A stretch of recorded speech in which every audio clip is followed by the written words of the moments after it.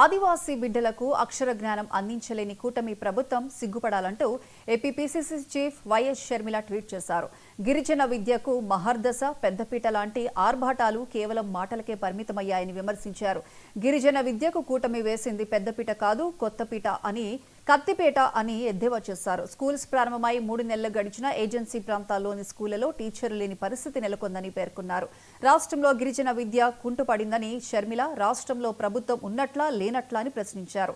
Agency ప్రాంతాల్లో చర్యలు తీసుకుని ఖాళీలను భర్తీ చేసేంత వరకు విద్యా వాలంటీర్లను నియమించి చదువులు సాగేలా చూడాలని షర్మిల ఎక్స్ వేదికగా విజ్ఞప్తి చేశారు.